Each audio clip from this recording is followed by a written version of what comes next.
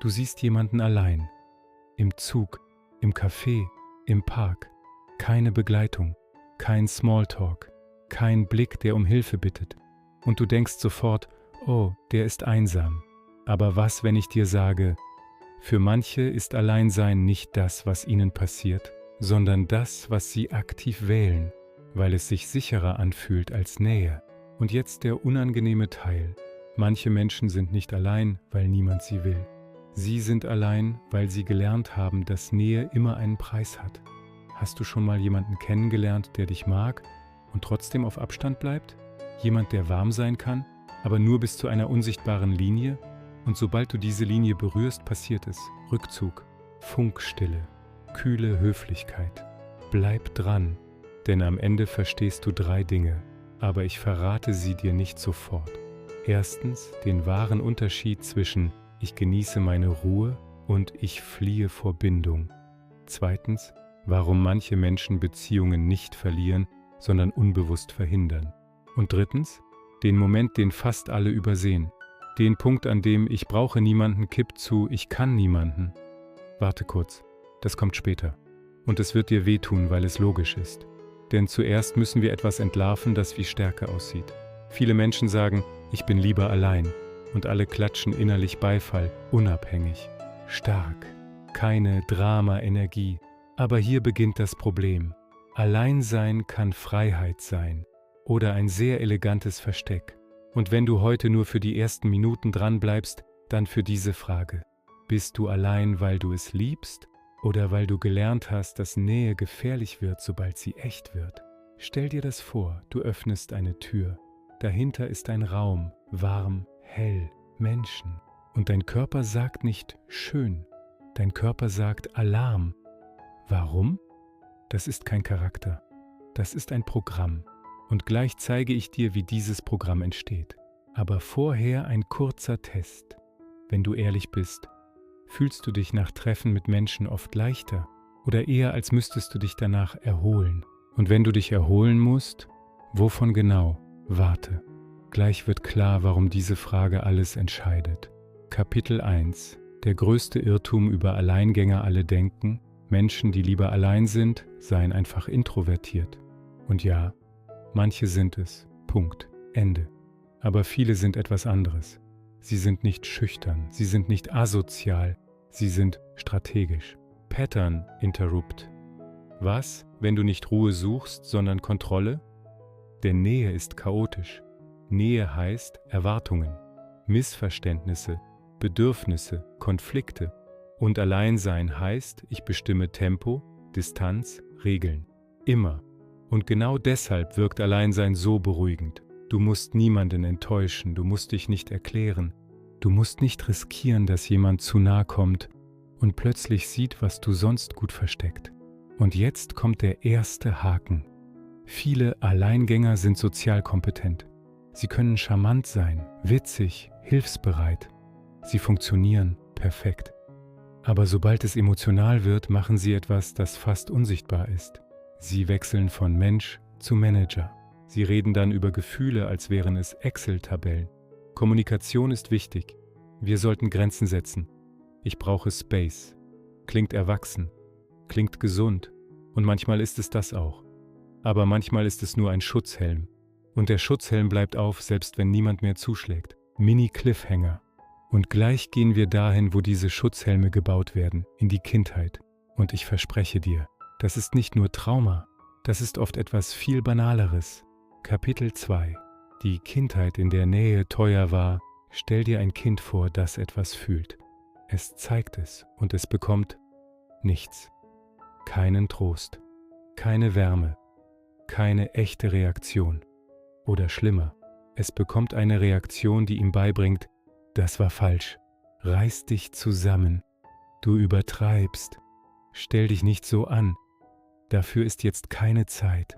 Und bevor du denkst, das sei selten, viele sind nicht mit Gewalt aufgewachsen, sondern mit emotionaler Kälte oder mit Eltern, die selbst überfordert waren. Und hier ist die Zahl, die alles dreht. Ein Kind braucht nicht perfekte Eltern. Es braucht berechenbare Nähe. Wenn Nähe mal da ist und mal weg, lernt das Kind nicht Liebe. Es lernt Unsicherheit. Pattern Interrupt. Kennst du das Gefühl, wenn du nicht weißt, ob du willkommen bist? Wenn du automatisch scannst? Stimmung, Tonfall, Blick.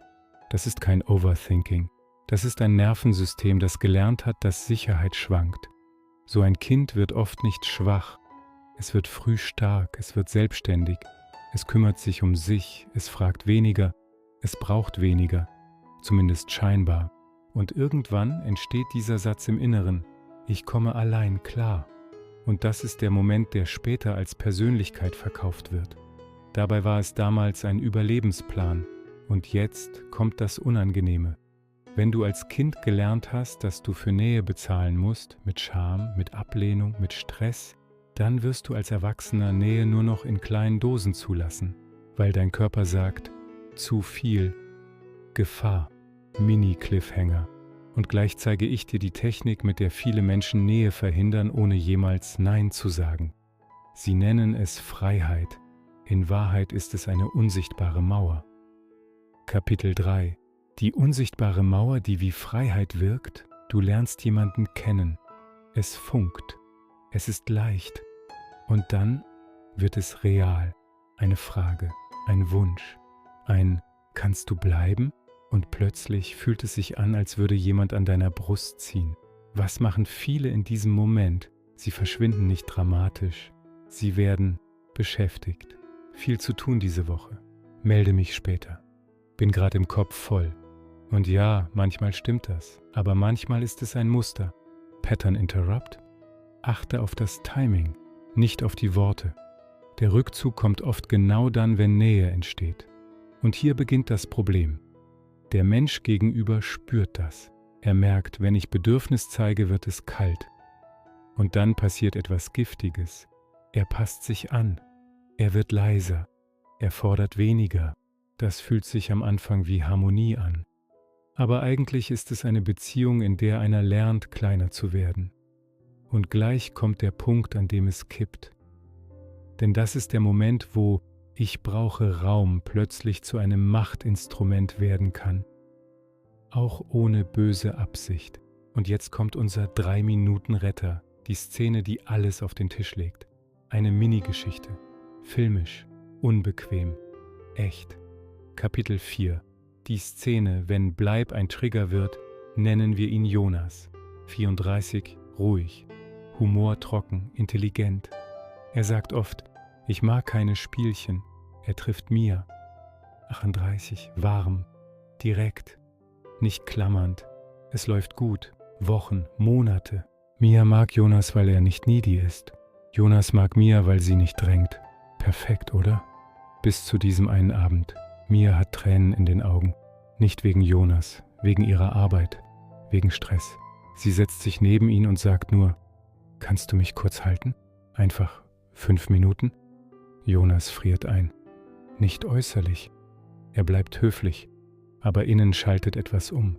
Er umarmt sie, kurz, steif. Dann sagt er: Du schaffst das. Mia schaut ihn an. Ich weiß, aber ich will gerade nicht stark sein. Und genau da passiert es. Jonas' Gesicht wird leer. Er steht auf, geht in die Küche, räumt irgendwas ein, was schon eingeräumt ist. Mia: Was ist los? Jonas, ohne sie anzusehen: Nichts. Ich brauche nur kurz Ruhe. Wovor? Fragt sie leise. Und Jonas sagt einen Satz, der wie ein Schutzschild klingt. Ich kann mit sowas nicht. Das zieht mich runter. Pattern Interrupt. Hörst du das? Nicht: Ich fühle mich überfordert, sondern: Du bist gefährlich für mich. Mia bleibt still. Dann sagt sie: Ich brauche dich nicht immer, aber ich will wissen, dass du da sein kannst. Und Jonas antwortet fast flüsternd: Ich war mein Leben lang da. Für mich. Das reicht. Boom, da ist er. Der Satz. Und gleich zeige ich dir den Punkt, den fast alle übersehen. Jonas hat nicht Angst vor Mia. Er hat Angst vor dem Gefühl, das Mias Bedürfnis in ihm auslöst, nämlich Verantwortung, Druck, Kontrollverlust, Mini-Cliffhanger. Und jetzt kommt das, was alles neu sortiert. Bindung ist keine Romantik. Bindung ist Nervensystem. Und dein Nervensystem lügt nicht. Es schützt. Kapitel 5. Bindung. Wenn dein Körper Nein sagt, obwohl dein Kopf Ja sagt, viele glauben, Liebe sei ein Gefühl im Herzen. Aber oft ist Liebe zuerst eine Frage. Fühlt sich Nähe sicher an? Wenn du gelernt hast, dass Nähe unberechenbar ist, dann reagierst du später nicht mit „Oh schön", du reagierst mit Spannung im Bauch, Fluchtgedanken, Reizbarkeit, der Drang, alles zu rationalisieren und jetzt der zweite Haken. Manche Menschen verwechseln diese körperliche Unruhe mit einem Zeichen, dass die Beziehung falsch ist. Irgendwas passt nicht. Ich fühle es nicht mehr. Ich brauche Abstand, aber warte kurz. Vielleicht passt nicht die Person nicht. Vielleicht passt nur dein altes Schutzprogramm nicht zu echter Nähe. Pattern Interrupt. Kennst du diesen Moment, wo jemand dir wirklich nahe kommt und du denkst plötzlich an 100 Fehler an dieser Person? Das ist oft keine Klarheit. Das ist ein Fluchtweg. Und hier kommt unsere offene Schleife von Anfang. Menschen verhindern Beziehungen häufig nicht durch Streit, sondern durch Entwertung. Sie finden plötzlich alles anstrengend, alles unattraktiv, alles zu viel. Warum? Weil Entwertung eine schmerzfreie Begründung liefert, um Abstand zu nehmen. Mini-Cliffhanger. Und jetzt kommt der Midpoint-Twist. Denn die Wahrheit ist nicht, du willst allein sein. Die Wahrheit ist, du willst sicher sein. Und das verändert alles. Kapitel 6. Midpoint-Twist. Du bist nicht solo. Du bist müde. Hier ist der Twist, der vielen die Augen öffnet. Viele Menschen, die lieber allein sind nicht beziehungsunfähig. Sie sind beziehungsmüde.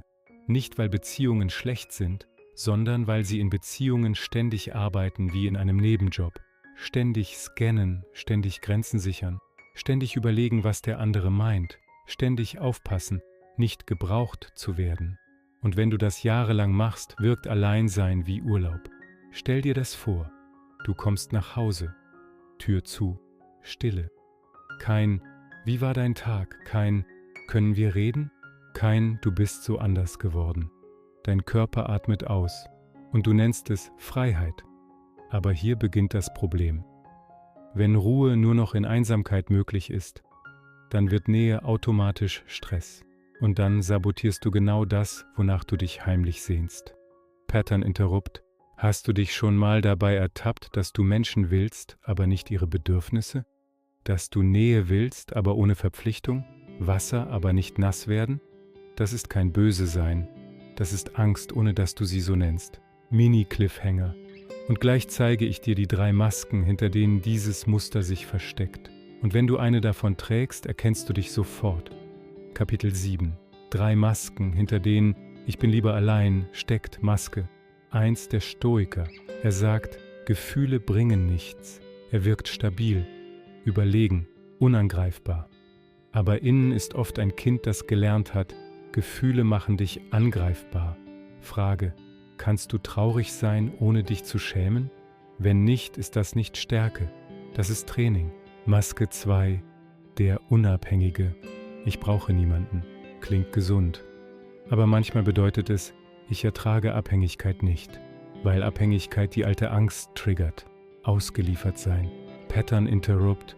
Was, wenn du nicht frei bist, weil du allein bist, sondern allein, weil du innerlich nicht frei bist? Maske 3. Der Enttäuschte. Er hat Nähe erlebt und sie ist kaputt gegangen. Betrug, Verrat, Demütigung, kaltes Verlassen. Und seitdem heißt die Regel, nie wieder. Der Enttäuschte wirkt oft am rationalsten, weil Rationalität den Schmerz trocken hält. Und jetzt kommt der Kipppunkt, den fast alle übersehen. Wenn du nicht mehr sagst, ich mag allein sein, sondern Menschen sind anstrengend. Mini-Cliffhanger. Und gleich wird klar, warum dieser Satz ein Warnsignal ist und wie du erkennst, ob du dich schützt oder dich schon abschneidest. Kapitel 8. Der Satz, der zeigt, dass es gefährlich wird. Menschen sind anstrengend. Klingt wie eine Meinung, ist aber oft ein Betäubungsmittel. Denn wenn du Menschen abwertest, musst du nicht fühlen, dass du sie brauchst. Wenn du sagst, Beziehungen sind Stress, musst du nicht riskieren, enttäuscht zu werden. Wenn du sagst, alle sind gleich, musst du niemandem eine Chance geben. Pattern Interrupt. Achte auf die Richtung. Geht dein Rückzug in Richtung Ruhe oder in Richtung Zynismus? Denn Zynismus ist kein Charakter. Zynismus ist eine Rüstung. Und hier eskalieren wir, weil die Stakes jetzt persönlich werden. Der Preis von dauerhaftem Rückzug ist nicht nur Einsamkeit. Der Preis ist, dass du Nähe irgendwann nicht mehr aushältst. Du verlernst, wie man streitet, ohne zu zerstören, wie man Bedürfnisse ausspricht, ohne zu fliehen, wie man bleibt, wenn es wackelt, und dann passiert etwas Paradoxes. Gerade wenn ein guter Mensch kommt, jemand Warmes, jemand Verlässlicher, dein System schreit am lautesten: weg. Warum? Weil gute Menschen deine Ausrede zerstören. Wenn jemand wirklich sicher ist, bleibt nur eine Frage übrig: Warum halte ich das nicht aus? Mini-Cliffhanger. Und jetzt kommt der Ausweg, aber nicht öffne dich einfach, sondern Schritte, die dein Nervensystem wirklich mitnimmt. Kapitel 9: Wie man Nähe wieder lernt, ohne sich zu verlieren. Wenn du dieses Muster kennst, brauchst du keinen großen Neustart. Du brauchst Dosierung und Wiederholung. Nähe ist wie Training, nicht einmal, nicht perfekt, sondern in kleinen Sätzen. Hier sind 3 Dinge, die realistisch sind. Dika: Sag, was passiert, bevor du verschwindest. Nicht, du nervst, sondern: Ich merke gerade, mein System macht dicht. Ich brauche 10 Minuten. Ich komme wieder. Dieses Ich komme wieder ist Gold, weil es Vertrauen baut, ohne dich zu überfordern. 2 Min: Übe bleiben in kleinen Konflikten. Nicht weglaufen beim ersten Druck. Bleiben. Atmen. Ein Satz: Ich will das klären, aber ich bin gerade überfordert. Und dann zurückkommen. Denn jedes Zurückkommen schreibt deinem Körper eine neue Erfahrung. Konflikt ist überlebbar. 3 Achund: Unterscheide Bedürfnis von Verantwortung. Nur weil jemand etwas braucht, heißt das nicht, dass du alles liefern musst. Ein Bedürfnis ist menschlich. Manipulation ist etwas anderes. Du darfst Grenzen setzen, ohne zu verschwinden. Pattern Interrupt. Frag dich beim nächsten Rückzug: Nehme ich Raum, um mich zu regulieren? Oder Raum, um Kontrolle zu behalten? Und jetzt schließen wir eine der offenen Schleifen. Der Unterschied zwischen gesunder Distanz und Machtspiel ist Kommunikation. Wenn du Abstand nimmst und klar sagst, wann du zurückkommst, ist es Selbstfürsorge. Wenn du verschwindest, bis der andere brav ist es Kontrolle. Auch wenn du es Ruhe nennst. Mini-Cliffhanger. Und jetzt schließen wir die große Schleife von ganz am Anfang. Der Moment, in dem Ich brauche niemanden zu Ich kann niemanden wird. Kapitel 10: Der Moment, in dem es kippt und wie du ihn stoppst. Dieser Moment ist leise. Er kommt, wenn du dich selbst dafür feierst, dass du niemanden brauchst und gleichzeitig heimlich hoffst, dass jemand trotzdem bleibt. Du sagst: Ich will allein sein, aber du meinst: Ich will Nähe, ohne Risiko. Und hier ist die Wahrheit, die hängen bleibt. Alleinsein schützt dich vor Enttäuschung, aber es schützt dich auch vor Tiefe, vor dem Gefühl, wirklich gemeint zu sein. Und jetzt der Payoff: Wir schließen alle Schleifen. Freiheit versus Versteck. Freiheit ist Wahl, Versteck ist Reflex. Beziehungen verhindern, oft nicht durch Pech, sondern durch Rückzug, Entwertung und Beschäftigtsein genau im Nähemoment. Der Kipppunkt: Wenn du nicht mehr Ruhe suchst, sondern Menschen abwertest, um nichts fühlen zu müssen, die übersehene Sache. Es ist selten Introversion, es ist fast immer Sicherheit.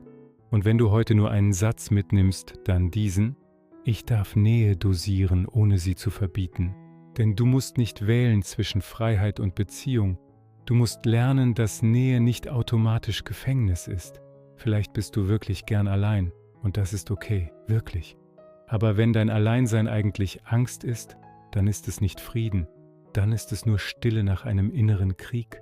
Und vielleicht ist genau das dein nächster Schritt, nicht mehr Menschen, sondern ein bisschen mehr Mut, in kleinen Momenten zu bleiben. Vielleicht sehen wir uns nie wieder. Abonnier den Kanal, damit du uns nicht verlierst.